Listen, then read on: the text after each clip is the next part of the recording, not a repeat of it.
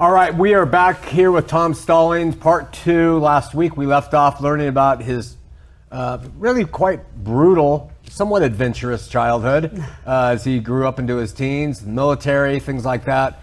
And Tom told us that he married an LDS girl after he joined the church because of her, and they were very active, faithful Latter-day Saints, very faithful.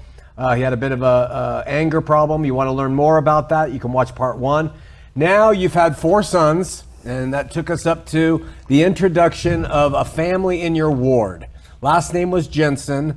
Something off with the family. The father had some issues, was put in the high council. They had a son who was the age of your oldest son.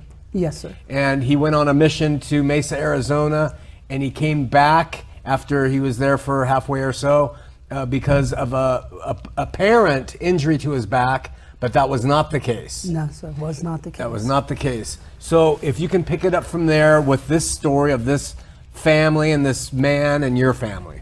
Okay. When he came back from his mission, it was I believe 2012, he came back, which I didn't know at the time, but to find out actually the police had brought him back, had been calling to get him back. They had a child that he had abused. 2 of the children had went to the police because the children had came to their mother and told them what had happened. This is before his mission? Before the mission. Okay. And so they went to the police, so the police immediately went to our local Bishop Fishel, and our stake president, Steve Grow, and asked how they can get a hold of him. They needed to talk with him.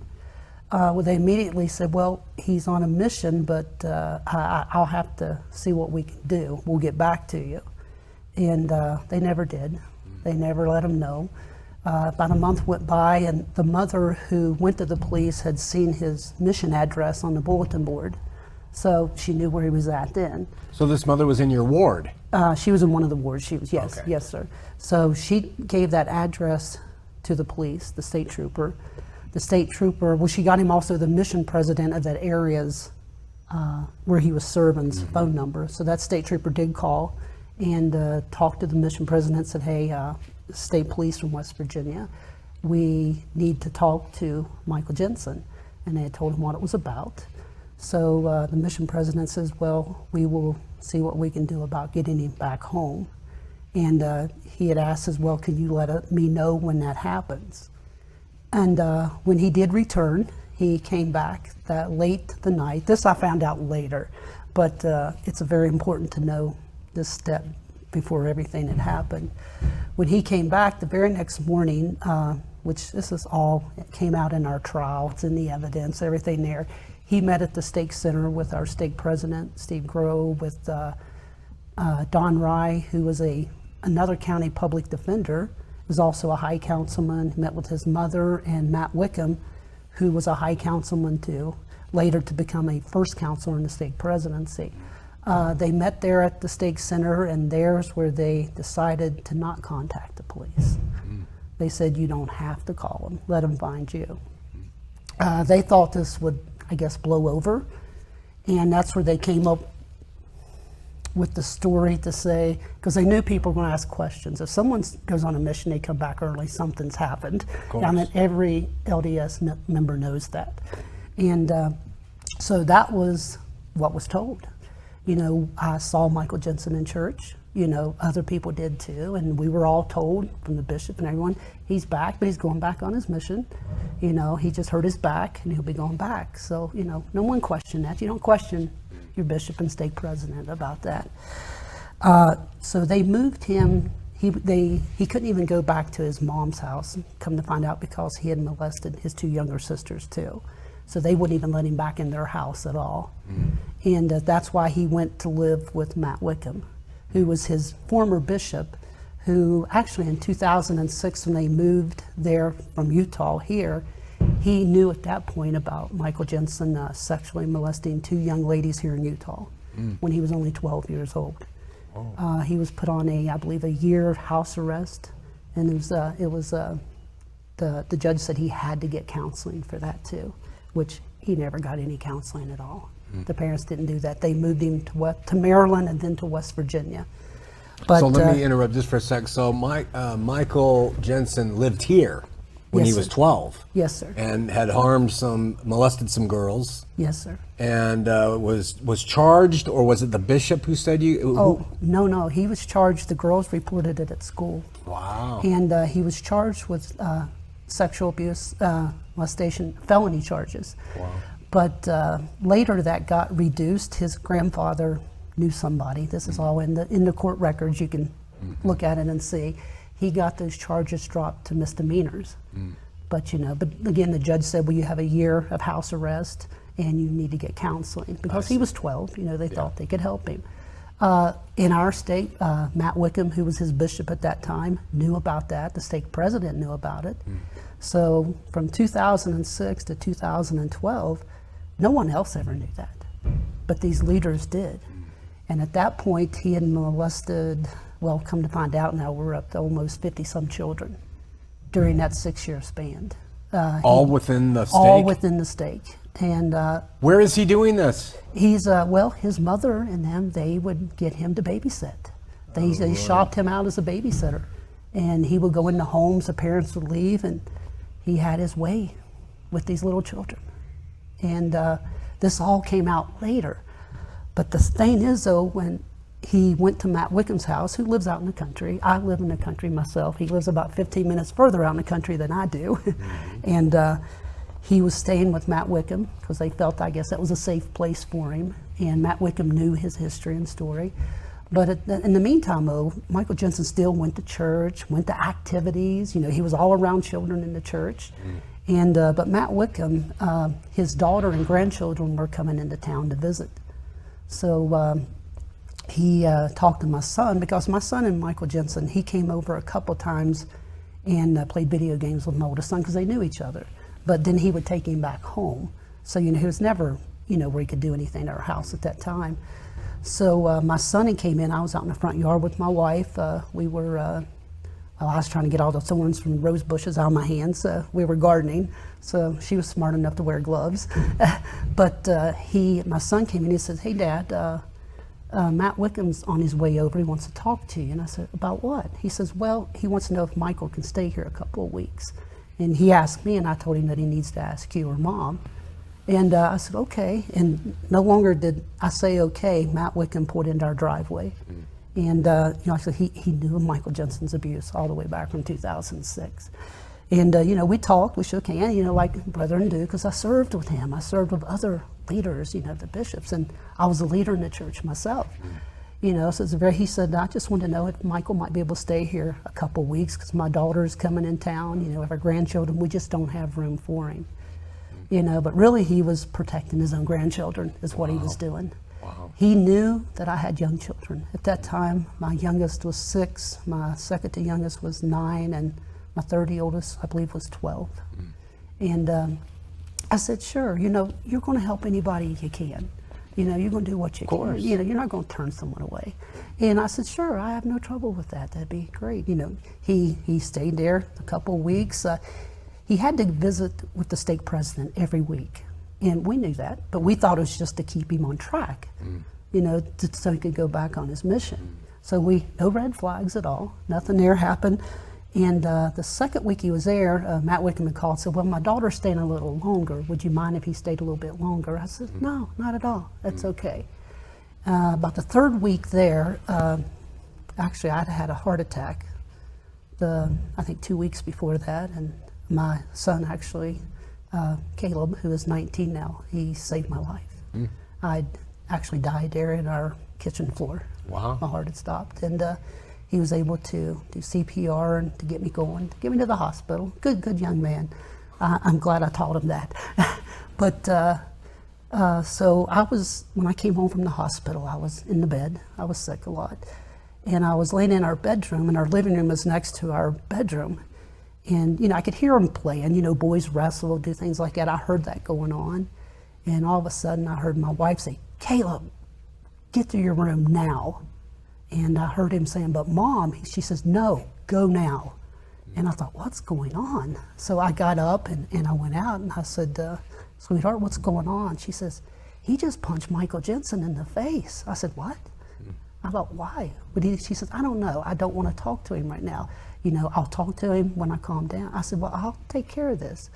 So I walked into Caleb's bedroom and he was crying. And I said, Caleb, what happened? What happened? He said, Dad, while we were wrestling, he said, Michael Jenson had grabbed me by my privates. And he said, it wasn't a grab. He said, he was rubbing me, Dad. And I said, what? And he said, yeah. He said, we wrestled before he's hit me, but it was different this time. So he was in my son's bedroom next door to him, the door shut. So I opened the door and I said, Michael, go to the living room now and sit on the couch. And I had my son Caleb come in too, and I had my wife. I said, dear, come over here.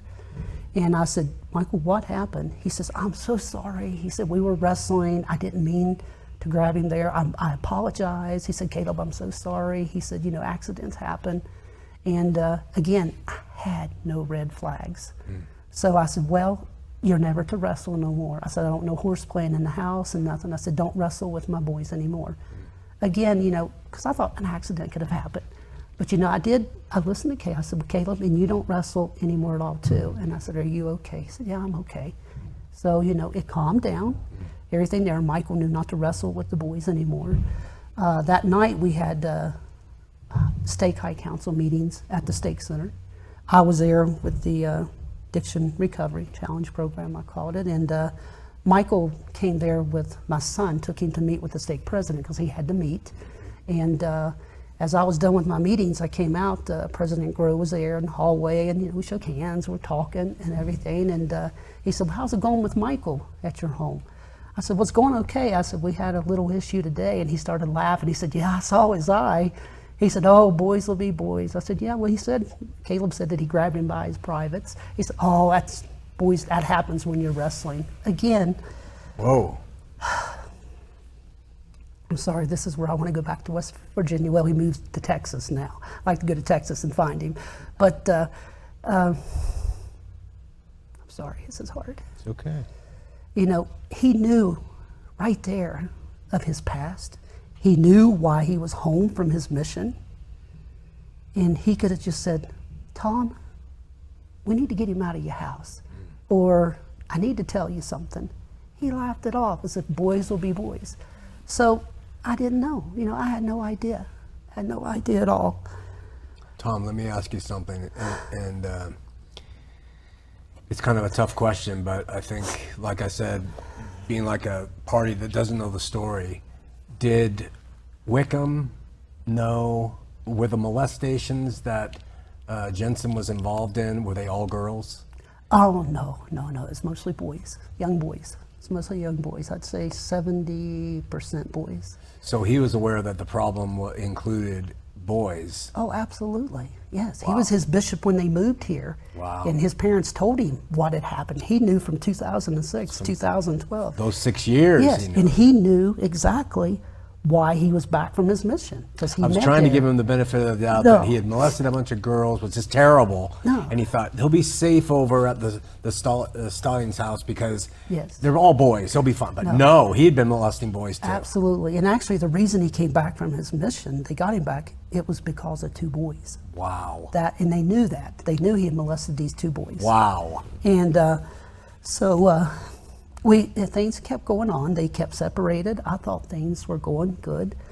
I got a Facebook message from one of the mothers who was in the lawsuit that happened there. She was another mother. I didn't know anything about anything at that point. She had sent me a message. She says, Brother Stollings, is Michael Jenson staying at your house? I said, yeah, he is. I said, why? She says, can I call you? I said, sure, call me right now. And I said, well, I'm not home, but you can call my cell phone number. And so she called me, and she says, well, I need to talk to you about him. And I said, well, what's wrong? She says, well, he's hurt my children. She said, but I can't tell you right now over the phone because we're driving in the van, we're going on vacation. But I need to talk to you when I get back. And I thought, okay. I said, be glad to, just let me know when you get back. And I got off the phone, I got home, I told my wife about it, and she says, whoa, that's kind of weird. So I asked Michael Jenson, I said, do you know anything about, I got a call from someone said you hurt their children or something. Oh, no, I don't know what you're talking about. Nothing at all. So a red flag, no red flags again. That Sunday, when the mother came home, she called me. She said, I'm about 30 minutes away from home. And I said, is it okay if I come over? Because, I wanted to know what she was talking about. And she said, sure. So I pulled into her driveway about the same time they pulled in. And her sister was with her. Her sister took her children upstairs. And we sat down in the living room, and she started crying. And that's when she had told me that he had sexually molested her 2 boys while he was babysitting them at his home, at his parents' home, in the basement of their home. And I was like, oh my gosh. And I told her, I said, did you need to go to the police? Did you report this to the police? And she started crying. She said, no, Tom, I didn't. And I said, why? And she said, well, my husband and I, we went to Bishop Fishel. We reported it to him like we're supposed to tell our bishop. Said he hurt us. He said he would talk to them. He talked to the Jenson parents. He talked to Michael himself. And he reported back to them that her children were lying and that he believed Michael and the family. He said what they told him was Michael was in his basement, was going through his dad's pornography movies. I'm like, he's a high councilman. He has a whole collection of pornography in his basement. I'm like, wow. And I asked her, I was like, that's just wrong. And he said that's what they told him. So the boys walked down, saw Michael observing these videos, and they asked him questions. So they've got it mixed up. What they said happened to them is what they saw on the video. So I told Bishop Fishel, I said, well, did you call the police? He says, no, why would I? I said, well, they've just admitted to, that they saw pornography, these children. I said, that's against the law. Well, it's just video, Tom. I said, but that's wrong. He said, well, we do what we can. He said, try to help them best we can. So I was furious about it. So I went back to the home.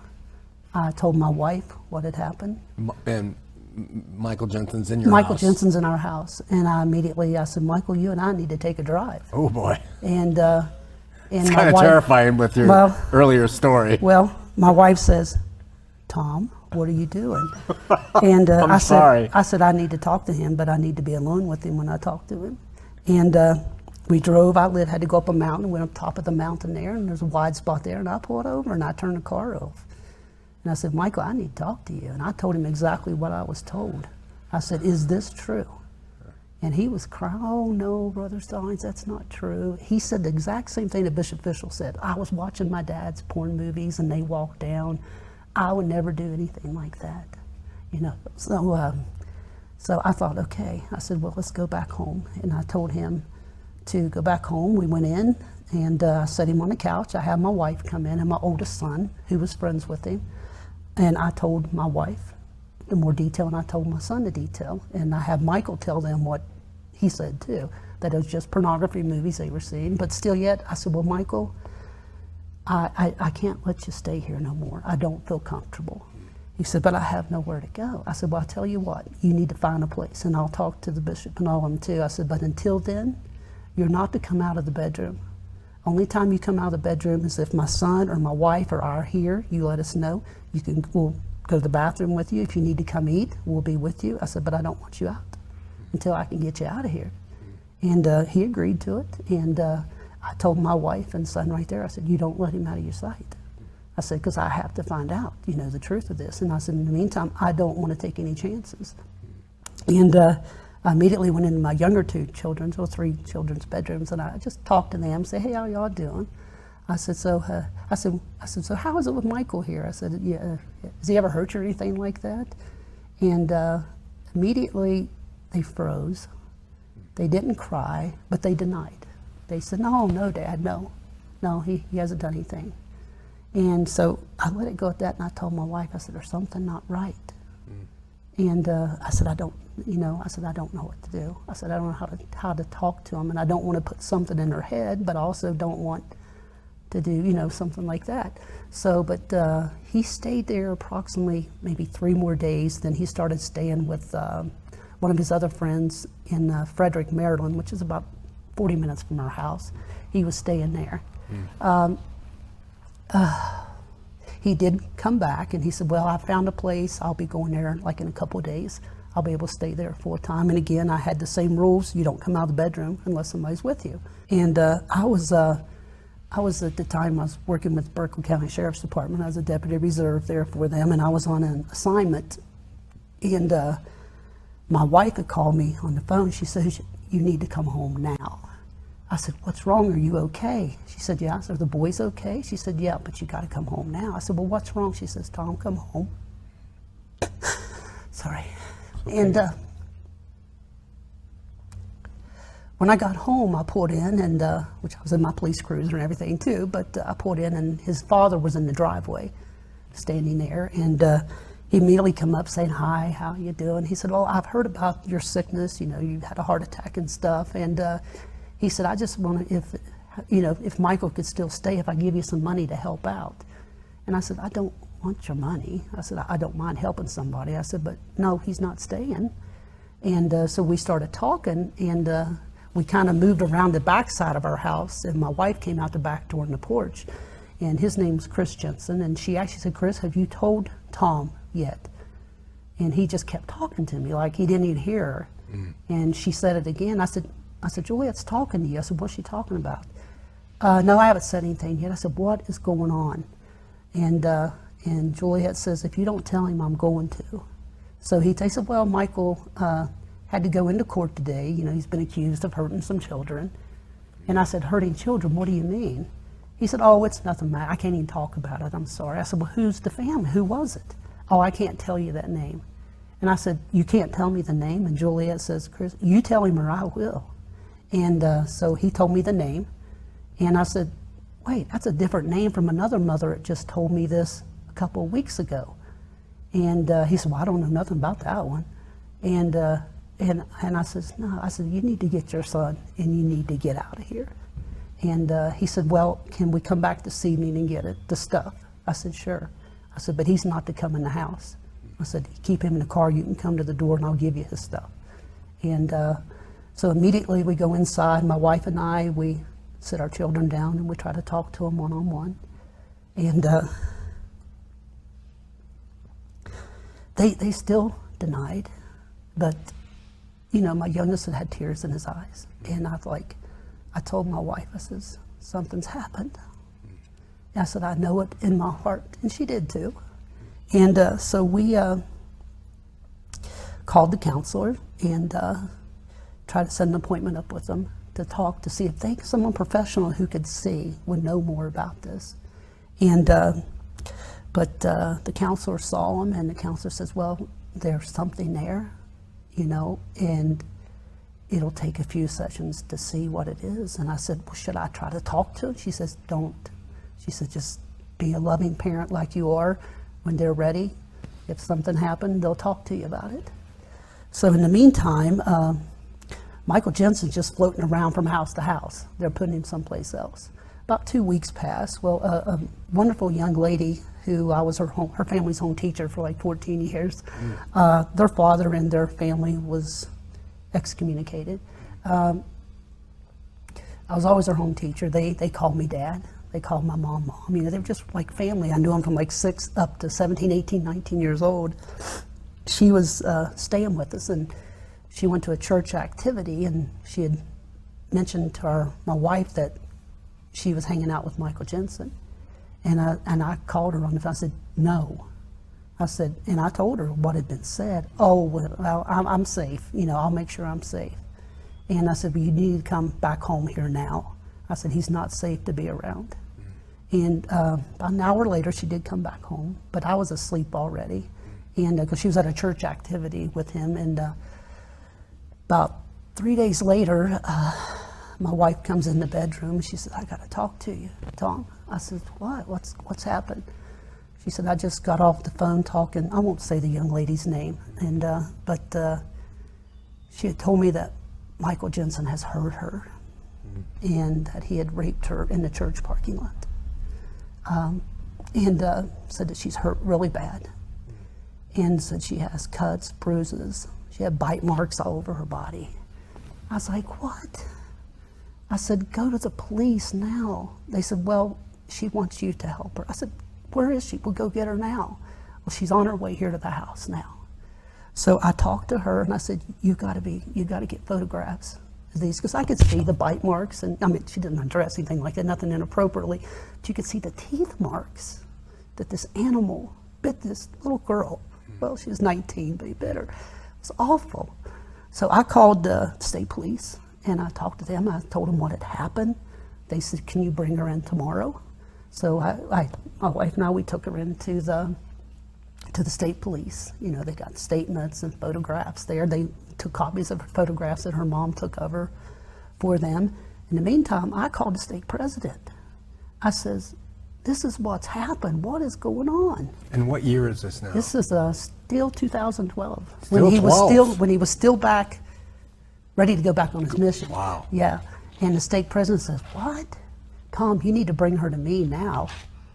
I said, state president said, I'm not bringing her to you. I said, I have her going to the police today. What? Why are you doing that?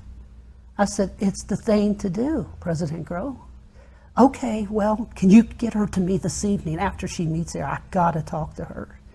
And I said, yeah. I said, I'll ask her if she wants to, she can. My wife took her that night to meet the state president. She came out, she came back home. She was in tears and crying, and we talked to her, and she said that she had told the state president everything. And she said, state president, she has to go through a repentance process. And I said, a repentance process? She said, well, I shouldn't have been out in the van talking to him, you know, alone. Because, you know, young men, young women are not supposed to be alone like that, even though he's, 21, a missionary, and she's 19. But he said that she had to go through a repentance process because, you know, she knew better to be out there. You don't be alone with a guy like that. But he had told her, well, it's not your fault, but, you know, you made some choices that you should have made better choices. And if I'd have been, I don't know, I should have went and knocked him out then. I really should have. But it just infuriated me. So I went to the state president again, and because I was trying to do everything right. I said, President Grow, and even Bishop Fish, I says, you've got to stand up. You've got to hold some meetings, or, you know, during Sunday school or priesthood, Relief Society. You've got to talk to parents. I said, you've got to let them know about this so they could talk to. What? We can't do that, Tom. I don't want to hurt his family's reputation. And I said, but he's a criminal. I said, what he did is wrong. Well, he hasn't been tried yet. And, you know, hasn't been to court and tried and found guilty of it. I said, found guilty of it? I said, President Grow, she had bite marks all over her. And I said, he's been, you know, got these complaints abusing these children. I said, you're not going to do, no, we can't do that. I said, well, I'll do it. What? You can't do that. And I said, well, yeah, I can. So I went home and I told my wife, and we immediately started to, anybody we thought that he stayed with, we sent him a message. You need to talk to your children of what's happened. And so I got a phone call that the state president wants to talk to me. I thought, sure, I'll come talk to you. I go in and he says, I'm hearing these rumors that you're telling people go to the police and stuff, and you're calling people. I said, it's not a rumor, it's a fact. And he hit his hand down like that. Ow, hurt my thumb. And that's okay. But he said, Tom, you don't have the priesthood authority to do that. Why are you calling these members? I said, they got to know. I said, they need to go to the police. He said, that's not how we do it, Tom. He said, you're supposed to come to your bishop and your state president. And he pulled this book over. He opened it. He said, see this number right here? He said, this is the helpline number. We're to report to the helpline number in Salt Lake City. And they'll tell us what we need to do to help them heal and to, you know, get past this.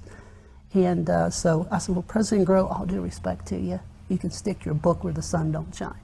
I said, because I'm going to the police and I'm going to tell everybody I can. Well, we don't want that in the church. Do not be causing contention in the church, you know, in the meetings and stuff. So I left there pretty angry, but I also left there hurt. And I don't mean to make any of this about me, because it's not. But I was like, I just served with you, President Grow. I've been serving with you for 4 or 5 years. And I was hurt. I was crushed. This was a man that I thought was godly as they could come, you know? And I'm like, why? And, you know, I asked him, I said, why would you say that? He says, that's how it's done. He said, it's in my book, my book here, what I'm supposed to, you know, handbook of instruction. He says, but you need to tell them they need to quit talking to media. They need to quit going to the police. They need to come talk to me. I said, but you're not talking to them, President Grow. And I said, I won't go in a meeting and do that. And that's when he says, well, do you mind if Brother Palmer comes in? He's a high councilman. His child also was abused by Michael Jenson. This young child, this little boy, he has no arms, no way to defend himself. His arms are missing from here down. They adopted him. He was sexually abused. Come to find out, he knew about it. His wife knew about it. His wife was a nurse. They went to the stake president about it when it happened. They even went to the Jenson's family. And, you know, he had abrasions on him from where Michael Jenson hurt him. But, you know, they said, well, we have to forgive you.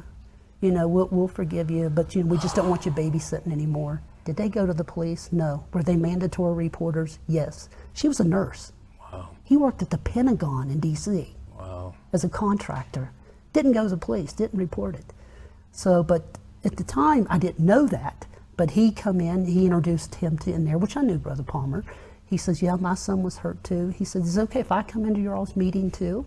So Grove, or is it Grove or Grow? Grow, G-R-O-W. So Grow, he sets up Palmer to come in knowing what happened, but you didn't know what happened with Palmer's son. Yeah, and I knew he was abused. That's the only reason I let him come to our meeting. I thought he was coming in as another parent I see. to help. Okay. But what had happened, he had the assignment from President Grow to come in and tell the moms and everyone, hey, you need to forgive. I'm really having trouble not using that word you hate, but use. I mean, I wanted to say fuckers. I just want to say that. I hate that word with a passion. And I'll tell you. Don't hate the sinner. No, I don't hate the sinner, but I'll tell you why. When I get very angry, that's the first word that comes out of my mouth. It's just insane what this institution has done. I know. Last night, and then this, it's insane. Yes. It's heartbreaking. It's like it's Jonestown. It's like it's not real. It's like a nightmare. And it's a nightmare. Yeah, and it's still a nightmare to this day. And they're still walking the streets, serving in leadership positions in the church. They've never been held accountable by the police for knowing all this knowledge. I've been at the prosecuting attorney's office 3 times since our trial ended. And they say, oh, Tom, well, it's already over. You all settled. I said, that was civil. What are you going to do criminal? We just don't have the funds, you know. Plus, they've, you know, Palmer now lives here in Utah. So wait, I'm going to stop you. Palmer comes into your meeting. What does he do? Oh, he comes in and, you know, he greets everybody, and he goes on to preaching about repentance and how, you know, well, if you have this anger, you need to repent for that. You know, you need to forgive. You need to stay steadfast in the church. You know, you need to not be going to the police and stuff like that. He says, I know stuff about Christopher Jenson, who was Michael's dad, that could put him in prison for years. He said, but I don't go out telling everybody about that. He said, I'm not going to do that. He says, he's a brother of the church. And my wife told him right there, and another mom says, if you know this stuff, why don't you go to the police and report it? I can't do that. That's not how we do things. So I walked up to him, I said, get your A out of here. I'm done with you. You're no longer welcomed in this meeting. Wow. So good for you. So we ended the meeting, and he immediately shot to the stake president's office to report to President Grow. Also sent some emails to President Grow to give him an update on everything, which I sent an email to President Grow myself, telling him the meeting went well. I was very disappointed in Mont Palmer, what he had did. So what happened after that, Mont Palmer messaged me a couple of times. And I told him, I said, you need to tell your story. I said, what you know it happened can help so much. And I asked him, I said, are you willing to tell your story to an investigator? He said, well, yeah, as long as it's kind of kept quiet, I don't mind. So he did. He met with the investigator, which was Tim Kosnoff, who's an attorney, attorney who has had many lawsuits against the church, against the Catholic Church, against Boy Scouts of America. He willingly let Mr. Kosnoff record it, had no problems at all. On that recording, he admitted to a lot of stuff. He admitted to knowing this for years. He admitted that the state presidency knew about it all the way back to 2007. Everyone knew about this child abuser, but they never warned anybody. So, but he did that. So when they came to Utah to do his deposition, after he had met with the Mormon lawyers, Kurt McConaughey's office, he didn't remember anything. We were lying about everything that we said he said. Wow. So after they let him hang himself in his deposition, denying all this stuff, they hit him with the recording. And I wasn't there, but the lawyer says that the Mormon lawyer's jaws hit the floor. And they admit, he's like, what is he talking about, a recording? And, I forgot to tell y'all that I did a recording there. So immediately, what the church done, and this, gosh, it makes me so mad. I just want to go through I'm starting to shake. I just want to go get the prophet in them now and just shake the daylights out of them. I truly do. I love you, man. I do. I just love you. I think I can give them the right salvation if I had the opportunity. I truly do. But immediately, they filed motions to get that evidence throughout. They said, Tim Kosnoff, Dr. Dad, he took parts out of it. So what had happened, we had to get experts to take that and spend thousands of dollars, which the Mormon Church had already spent millions trying to keep it out. They filed suit and everything. They tried to get Tim Kosnoff disbarred as a lawyer, said, he did this illegal. So, but they got it, and the experts said, there's no doctrine in this at all. It's never been touched. Wow. So they tried to get that evidence out of the trial. They spent millions of dollars fighting that fight. Wow. But you know what? They lost. Wow. That evidence came into court, and it just smashed them. Wow. Like a hammer smashing a peanut. They got smashed with it, hated it. And they even tried to get the state trooper fired from his job. Wow. They tried, because he came to Utah to get the police records of the 2 girls he molested here. Huh. They were furious and they even went to the place where it came from, public records, was angry with the people there in the courthouse who gave that information. Wow. They went back and did everything to get this officer filed. They filed complaints against him, said he did that illegally and all this stuff, to get Michael Jenson's records from the abuse here to show the history of it. They spent millions of dollars. They spent millions of dollars trying to get that evidence out of the trial. This is why we kept going. It went on for 6 years. Wow. But guess what? They got squashed too. That evidence was there. They weren't happy about it. And all of this is in public record. You can see this. You can see it there. But today, you ask the church, they'll deny it still yet. It blows me away. I'm like, it's black and white there. How can you deny it? Well, that's just how it's written up. But it was a nightmare. We went through 3 judges to get this to trial. The first judge, we didn't know at the time, he had an illness where he had memory trouble and stuff. So he had a local lawyer be the mediator in between. And just so happened this lawyer was best friends with one of the local church lawyers that the church had. So anything the church wanted, he'd give it to them. And they tried to, he agreed that Michael Jenson's attorney fees needed paid, his own attorney, the abuser. So the church agreed to pay their half of it if our kids paid the other half. And we're like, what? No way. So we had to go to the West Virginia Supreme Court. The West Virginia Supreme Court heard it, and they said, we have never in our life heard of anything like this, that a judge signs off to say that the children who were sexually abused by this monster had to pay his attorney fees. This was thousands of dollars. But the church, they were going to pay their 50%. They had no trouble with that. Wow. So the Supreme Court immediately ruled against it, overruled that judge. Wow. We come back, a trial date set. We're excited to be able to tell the truth. The church asked for a 6-month delay. Those so guys. The judge gave it to them. Okay, so it came back again. Church asked for another 6-month delay. Just stringing it and stringing it because it's more money. Yeah, it's more. Money's not a problem to them. They have billions and billions of dollars. But crush you. But it crushes us. It wears you down. Sure. And this is where Well, this is when my PTSD came in. I was like, screw that, that's enough of that. This judge, I need to talk to him. And so I should have never did what I did. Oh, nice, let's hear But this. I called his office, and I was wanting to set an appointment to come in and talk to him, but they wouldn't let me talk to him. So I left him a voice message, and I said, Your Honor, what you're doing is wrong. I said, do not let the Mormon Church delay this trial any longer. It needs to go to court. I said, if you don't, I'm coming to the courthouse, and I'm going to bring thousands of people to protest against you. This is wrong. Well, he immediately discussed himself from the case because he felt that he was threatened and get there. And I'm like, okay, my lawyer says, Tom, what did you do? I said, I'm sorry. So that was judge number 2. I was judge number 1 still yet. So he still. took him from the case. So we got another trial set for 3 months later with a new judge, which was Judge Yoder, who, he's dead now. He died of a heart attack once we were back at the Supreme Court the second time. I'm glad you added a heart attack was involved because I'm worried about what you are. Well, no. Well, actually, one of the lead lawyers who was out of New York, he had a heart attack and died too. Wow. He was a piece of crap. I hated him. Wow. He's the one that, in my 16-year-old now, my second to youngest son's deposition, he tore the kids apart. Wow. He tried to make it feel uncomfortable, but he had his phone on there.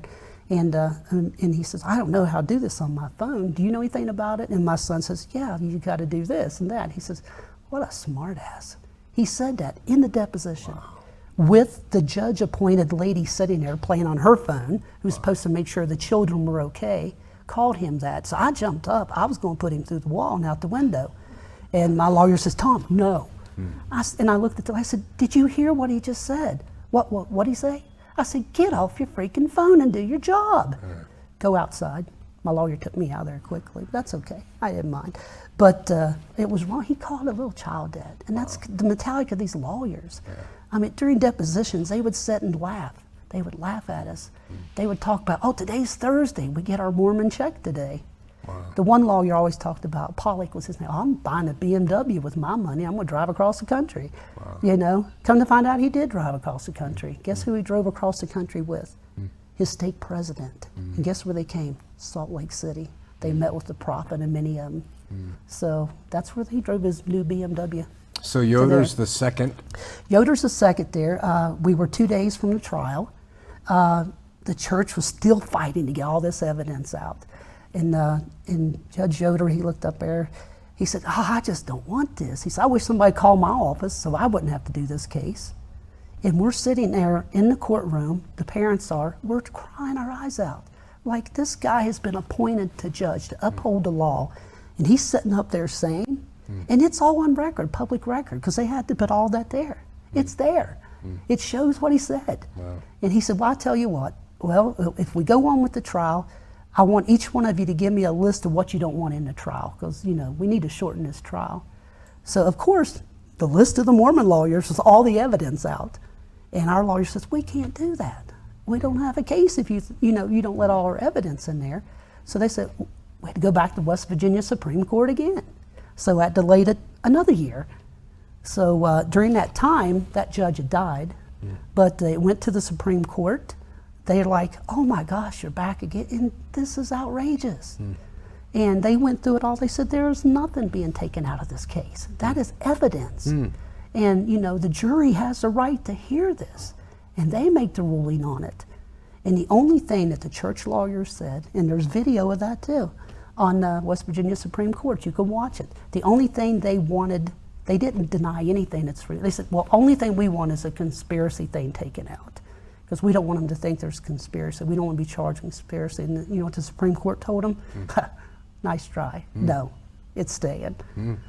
So they sent it back to Berkeley County for a third judge, because the second judge died. And which we wouldn't have let him be a judge anyway. We would have asked for a super judge or someone to come in because of what he did. Judge Wilkes was his name. He's actually the judge that sentenced Michael Jenson to 35 to 75 years in prison. So we thought, okay, we have a chance. We think we have somebody who's going to do his job right. So all the trial, all the way up, the very first day we're sitting in there, he said, I want you all to know something. I'm telling you both sides. I don't want to hear anything. The evidence is here. It's going to be shown. We're not adding anything. We're not taking away anything. We're going to do this trial. And of course, we're as happy as can be. We thought, finally, we're going to get some justice. But he said, I want you all to know something. I've never had a trial go over 4 weeks before, and I don't like long trials. So he said, so you all need to actually settle this now. And he always did his hands together like that. I think he had some kind of hand fungus or something, I don't know. But he'd always say, settle this case now. And he said, I'm going to give you magical numbers where I think it should be. And but we wouldn't even hear it. Our lawyers came to us and were like, no, this trial, we want the evidence out there. It has to be told. And because we'd refused to ever be silenced. We would never do it because the public, America, the world needed to know the truth. So as the trial progressed, the judge did everything he could to make us settle this with the Mormon Church. The second day of the trial, he stopped it. He said he made them take out all their computers, electronics, TVs, anything that was helping both sides, where they had it all there, they could put it on the screen. He said, we're going back old school. Y'all going to make copies of everything. He tried to pressure, so much pressure to make us settle. And then as people started testifying, this judge started allowing the Mormon church lawyers to bring in stuff that had nothing to do with the case. After he had said in the beginning he would never do that. Well, let's hear what they got to say. I think the jury deserves to hear what Tom Stollings did 24 years ago when he was married. Because I haven't been married before for 3.5 years. I'm sorry I didn't tell you that in the beginning. It's all right. But they deserve to hear that. I'm like, it's crazy.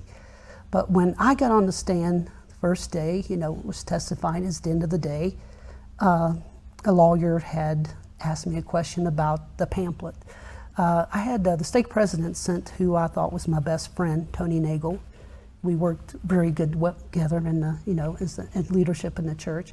Came to my house and brought these pamphlets from Dallin Oaks about, you can't sue people, you can't talk ill about the church, criticism. I mean, you've probably read it. Criticism. And it says, Tom, people love you. These families love and support you. This was before the trial started. Their sins are upon you if you don't get them to drop all this stuff. Because it tells you here the prophets of God had said you can't do this. So we expect you, because they love and respect you, to put a stop to this. So the only stop was his voice and him going out the door. And I turned that evidence over to our attorneys. It was the second exhibit in the trial.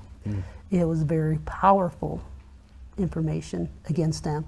But as I was on the stand, that's what we were reading over. I cried. I broke down. I did. It was the end of the day. The judge said, well, we'll stop here. We'll get the day. It'll be over. He dismissed the jury. They went out of the room. And I was crying, and I said, may I step down? I guess, go ahead. And so I went to step down. And as I was walking down between the pews, the Mormon lawyers and several of the Mormon leaders were there. They were just laughing, shaking their head. And I thought, okay, you're done. But I stopped because the lawyer got a hold of my arm here. And I said, I hate you. I hate every one of you. And the judge, what? He's hitting his mouth down. You don't say that in my courtroom. And you sit down right over there. You're going to spend the night in jail. And I thought, okay. But I kind of blinked out from that point.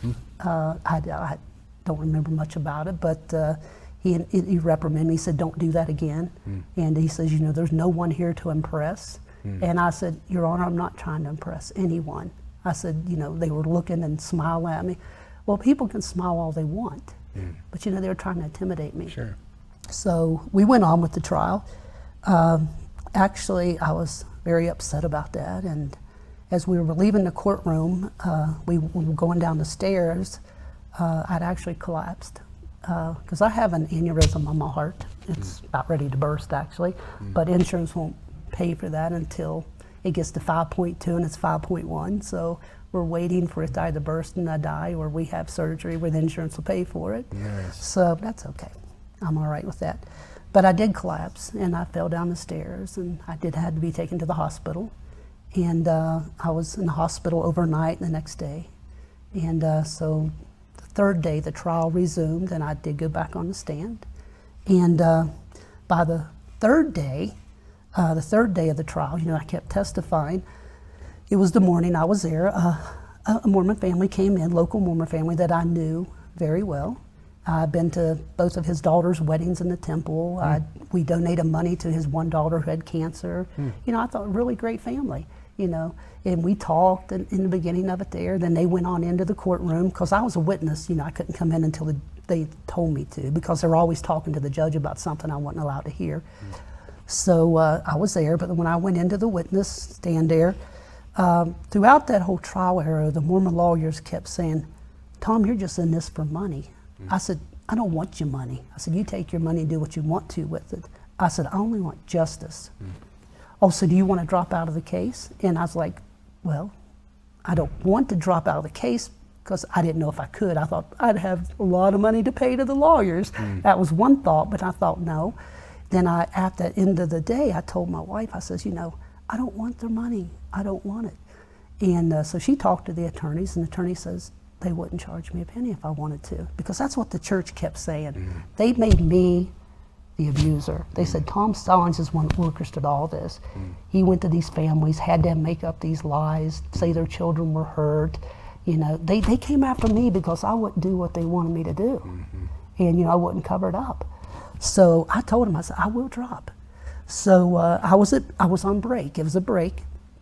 And my plan was, when I came in, when our lawyer came back to question me, they were going to ask, "Tom, do you want to stay in this case?" And I was going to say no. But while I was in the hallway, this same gentleman, stake leader that I knew as friends, we passed coming out of the bathroom, but I was standing in the hallway there. It's like a 10-foot foyer going into the courtroom from the hallway.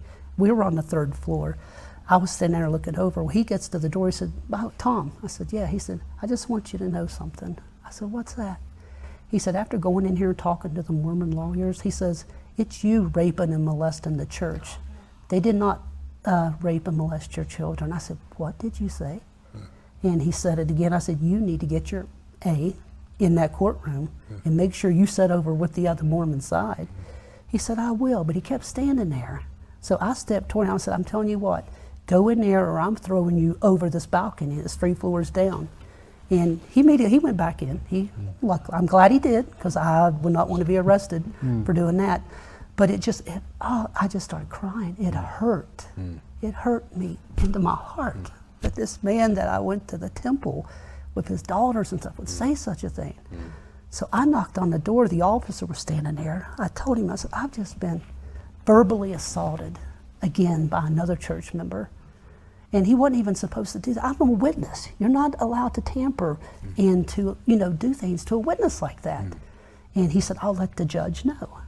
So I didn't know if he did or not. I knew later, but he did let the judge know. Did the judge take a break and investigate it right there? No. With the trial, he's okay. We'll look at it later. We'll talk about it later. I came in, I was still in tears, and we went to talk. The lawyer had asked me a few questions, and he says, "Tom, the church lawyers keep saying, do you want to drop from the case?" I said, I do. I said, "But let me tell you something first." I said, "Do I feel I deserve to be in the case?" I said, "Absolutely." I said, "They've hurt me dearly." I said, "But I don't want their money." I said, "Even though they have attacked me, verbally, in so many different ways, tortured me through the last 6 years, blame me for everything, I don't want in the case." And I said, actually, just 15 minutes ago, the judge stopped right there. He asked the jury to leave the room. The jury left. He said, "I'm calling a mistrial. You all need to settle this, or I'm calling a mistrial." And everybody's like, "Why?" "Oh, he can't say that. We haven't even got to investigate that yet to see if it's true. He's about to tell the jury that, he's assaulted out there." And I said, "Your Honor, I didn't say I was assaulted. I was going to say I was burnt. Shut up. We don't want to hear from you. Get out of here. Get off my stand and get out of here." So they ran me out of the courtroom. And that's why we had to settle when we did. It was 10 weeks into the trial, because he was going to force this mistrial. And immediately, the Mormon lawyer says, "Yes. Oh, yeah, that was wrong. We haven't even got to investigate yet. Yeah, it shows what a liar he is and how he makes stuff up." And so when all this was going on, they did call the gentleman in to the courtroom. The police did talk to him. And he denied it all. He says, he's lying, I don't even know what he's talking about. So they come out, it's a nightmare. Everyone's going crazy. And I'm thinking, oh my gosh, I didn't do anything, but they're accusing me of doing this, but I couldn't talk to anybody. So I'm still a witness on the stand. Yeah, but I told my wife, I said, why are they doing? Oh, he said, you're lying, Tom. You know, I said, look, there's videos of cameras everywhere. Tell them, check the cameras.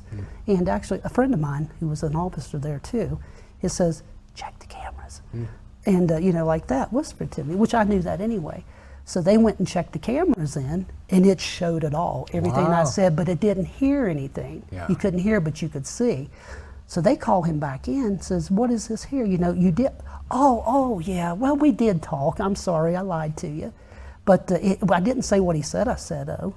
The judge says, well, it's okay, just leave the courtroom. Again, did they arrest him for lying to a law of the court? Did they arrest him for verbally assaulting a witness, intimidating a witness? No.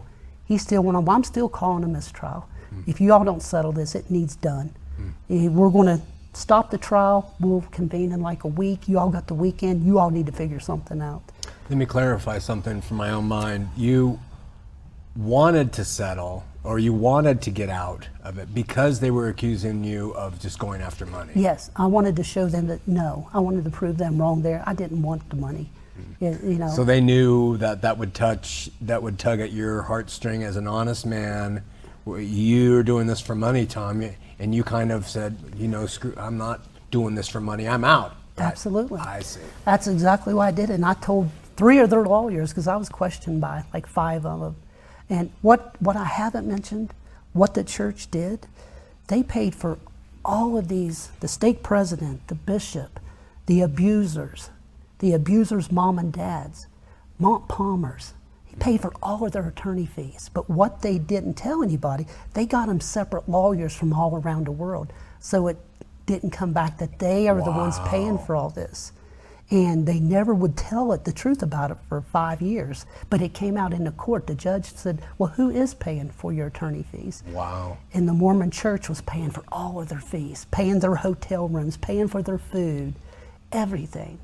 They did it all. They spent millions of tithing money that people put in. They took that money from the church to pay these criminals attorney fees. Wow. And that all came out. That's why all these lawyers kept saying this. And I told them, I said, no, I don't want your money. And I'll tell you why I joined the case in the very beginning. And I'll be totally honest with you. I knew that if I wasn't a part of the case, I would never be a part. I couldn't be a part of it until I testified. I loved my wife. I loved my children. I loved these families. I wanted to be there to support them.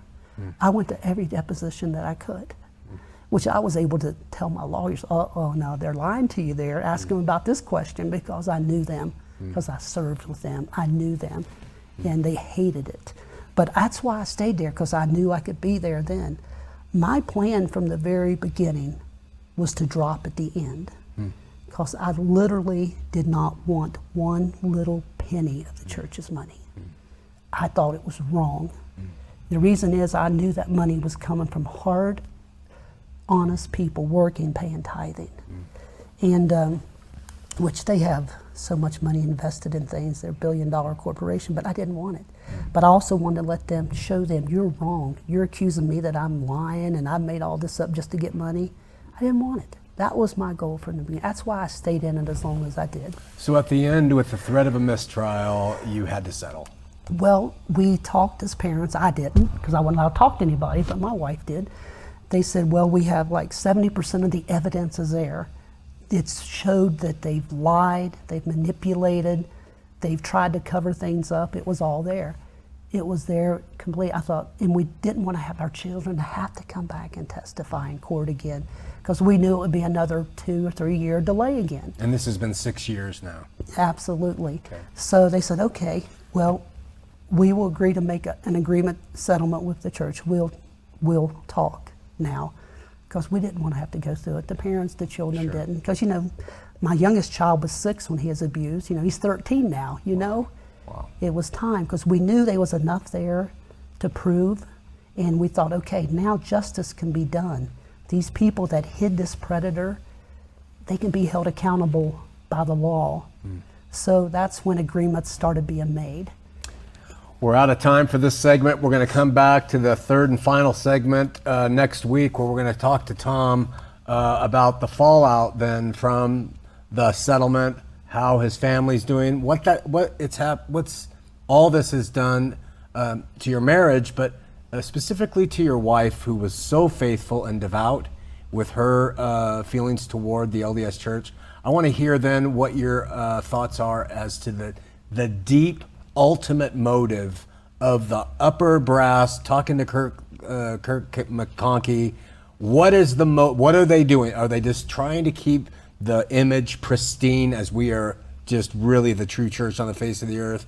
And then I want to talk to you about the criminal, Chris Jensen. And I want to talk to you about your thoughts about him. And Absolutely. We'll wrap that up next week here on Heart of the Matter. Okay. Let's take a break. Great job.